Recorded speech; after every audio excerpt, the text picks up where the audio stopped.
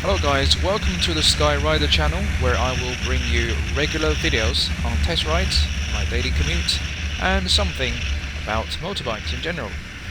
I decided to visit my local BMW dealership on a Saturday afternoon to try out the F800GS. If you have been following my channel, you know I'm looking for the next bike, an upgrade from my CV500. And through the power of editing, now I'm actually riding a BMW, but this is the 1200 GS, it's not 800. So let me tell you what happened actually on the day. I walked into Barnstormers in Maidenhead and asked about the F800 GS and saying I'm looking for a little bit more power, and the guy said, have you considered the 1200 GS? And I thought this is going to be too big for me. Anyway, I sat on one in the showroom and he suggested if I take one out for a test ride and see how I feel after that. So here are the videos dedicated to the 2015 BMW R1200GS. This isn't the adventure model, which is going to be too big and too heavy and a bit too tall for me.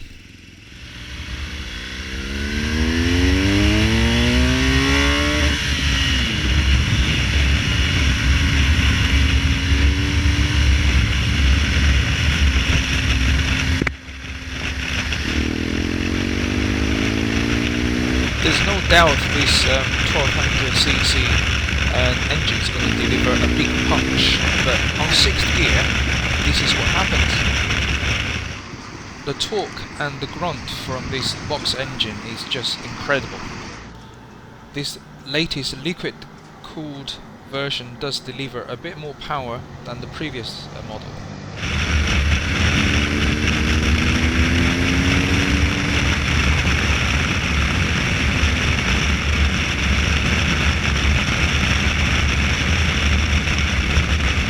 Don't need to change down a few gears if you want to overtake, just roll on the throttle.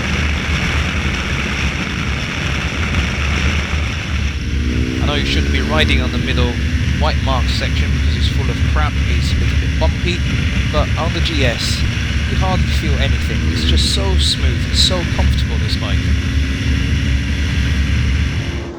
Without the panniers, it isn't a wide bike at all, so you can do this on slightly narrower roads or in city traffic.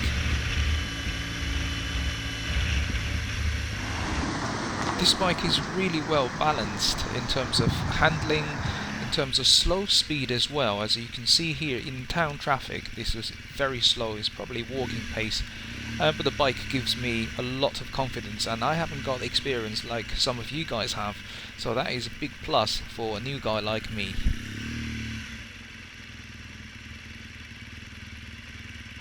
Now with so much of gold power, the stopping power is also very good on the GS.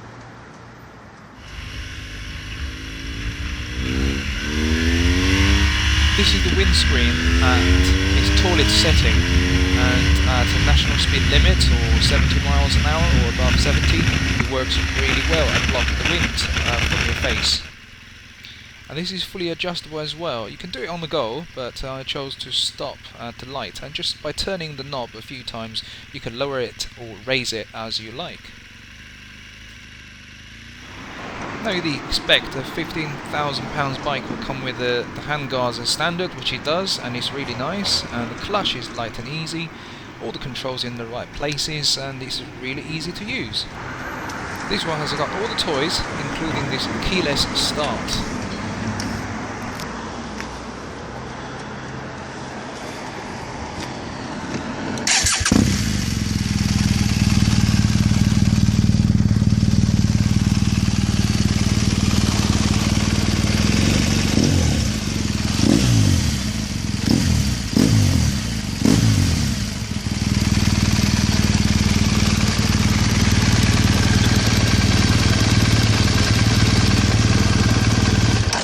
Optional on this bike is the nice exhaust and the spoke wheels on the front and back, this wired style.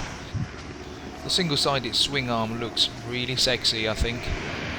and you will never need to get dirty again with lubing and cleaning the chain, because it's shaft drive.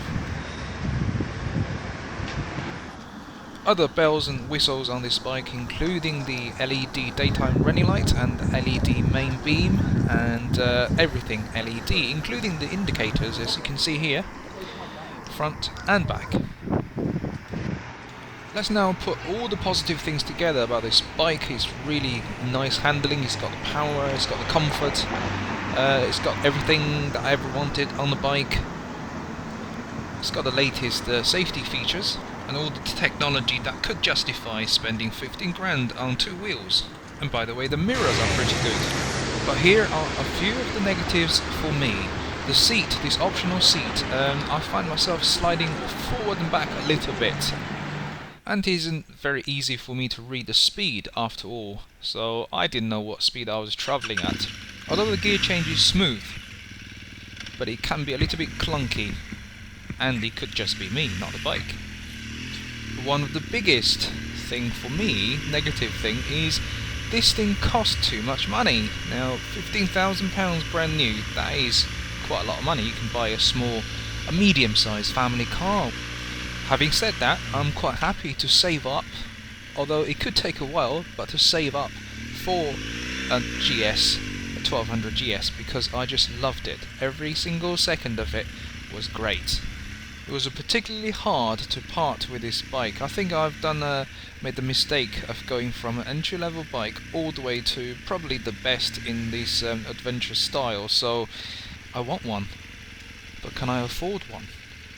So what about the Triumph Tiger that I really loved? What about the Yamaha Tracer? Or the KTM? Or the Versys? There's too much thinking for me now, so I need to go home and really think about it. So bye for now, GS, thanks for watching, and I'll see you next time. Ride safe from the Skyrider.